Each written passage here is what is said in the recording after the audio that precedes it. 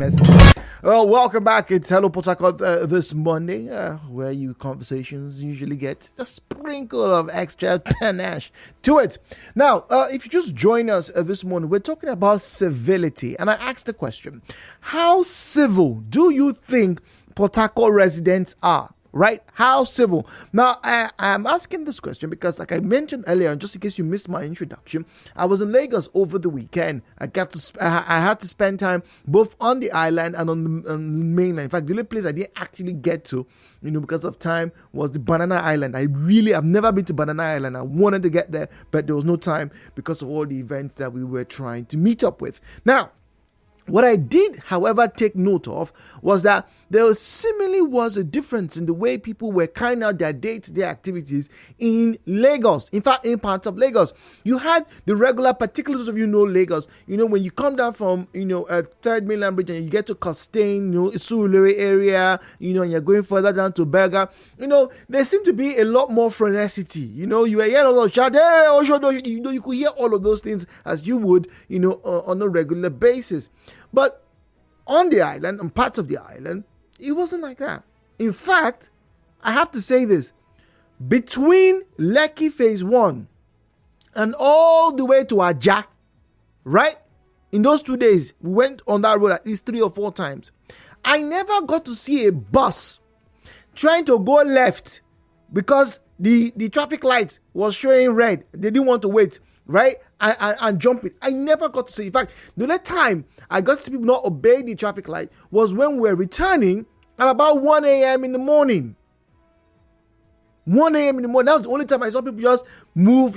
Okay, all right, make sure that, this place is not going to cause an accident. That was the only time. There were, ladies and gentlemen, please listen to this. There were delivery motorcycles operating at 12 midnight, 1 a.m. in Lagos. You had your taxi services operating at that time. And do you know what I noticed? I didn't get to see anybody shout, show me love. But once again, maybe because I was on the island.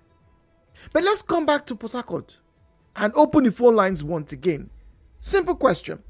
How civil do you think Port Harcourt residents are? And if that terminology seems very difficult for you to process, let me dumb it down a bit.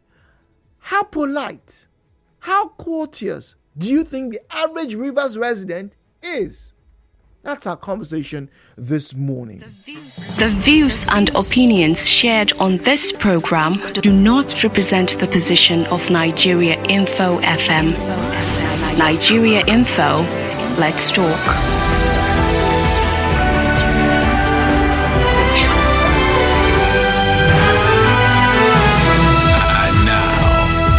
Port Harcourt with Jude on 92.3 Nigeriainfo. 017-923-0002. 017-923-0002. WhatsApp is 0809-030-6416. Zion's on the line from GRA. Zion, good morning to you. Our civility measurement or calibration in Port Harcourt or Rivers State low. Is low? Very low. We are not civil. We are only peaceful here. Ah, interesting. And our problem ought to do with language barrier, segregation, division, and lack of knowledge. Come to the GRA area. Houses are all fenced and gated. The same is in Lekki now. They are fenced and gated. No, that place, we know what gave them this prevalence. Lekki and those other areas, it's like a land being developed by the government, structured by interests. That is Lekki for you. We are talking about an homogeneous environment where everybody lives. Not the Lekki side. I don't like discussing those people. Most of the lifestyle, they are fake, painted lifestyle. I'm talking about the everyday life. I want to ask you, sir, when last did you hear a greeting like this, Serido, in your environment? Well, if I was in Bayelsa, You see now. if I was in Bayelsa, I'll probably hear it. But how polite then? Let's move the language barrier. You probably have a point, Mr. Zion. But here in Port Harcourt, because I spent time in Lagos, not everybody greeted me a caro. But the point is, how polite do you think the people in Port Harcourt are? You say they are peaceful, but they're not polite. We are not polite. That is why it's hold up unnecessarily. The only place, like I say, is segregated. When you go to the Tiobu area, there's a lifestyle there. They love themselves there. They greet themselves there. They understand themselves there. Come to the GRU area. In our fences and gates, the highest you can do is to blow on in the name of good morning.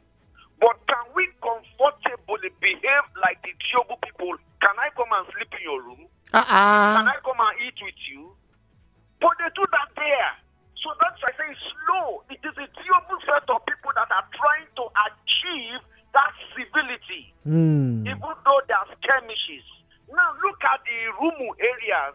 What is the lifestyle in the Rumu areas? Until we get to understand that amidst all, civility and peacefulness is what that grows a society. Now look at the division. We have Aba Road and Ikwere Road. Why do we have it? Do you know that the lifestyle in Ikwere Road is different from the lifestyle in Aba Road? Take a proper study of what I'm saying. We are only peaceful. Okay, brother, come to the street now. On everyday life, somebody say, excuse me, brother. The first thing that comes into your heart is apprehension. Who it be? What do you want?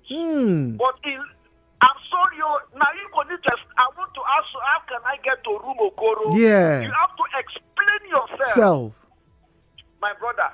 The Port Harcourt we have today, we need to do a lot of work to bring us to that status quo as the garden city. There's a name that triggered it. There was a purpose that triggered it. There is a lifestyle that triggered that name, the garden city. It's not because they planted flower everywhere.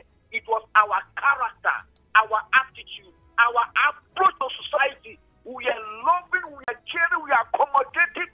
Oh my goodness me. I want to see that Port Harcourt or that River State again. This is Zion. All right, thank you very much, Zion. Some very interesting comments there. Let's get to read messages now. On WhatsApp,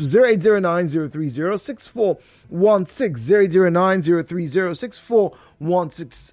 Good morning, Jude. I think civility has a direct connection with the development level of a place. The poorer a city is, the less civil people become. Rivers people are more civil than poorer cities. So, Jude, the incivility level of Rivers residents is second to none compared to places like Lagos, Akwa Ibom, Abuja, and Kano State. See, Jude, do you know I have tried how to speak Pidgin English, but the thing is not clicking. Yeah, I know the feeling. Whenever I speak English in public places like banks, markets, bus terminals, ECT, the reactions I get is usually that of, stay there, they speak plenty English now. For someone who's used to decorum, if care is not taken, you might have difficulties coping in Rivers State. The crassly attitude of Rivers residents takes the cake. Arcelia. Wow. Arcelia thinks that a lot of people here are crass. People are not civil. People are not polite. And yes, maybe like my first caller, name, Muriel. Yes. Maybe. No. Oh, I'm talking about no. Yeah, I can embarrass you. You cross your head to respond. But I know a thing.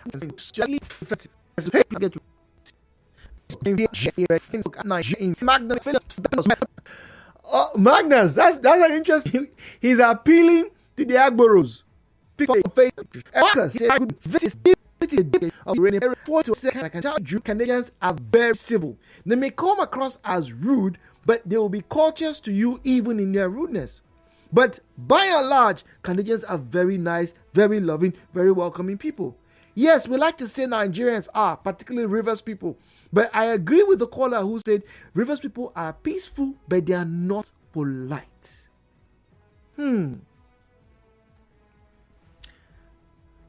I read a joke once.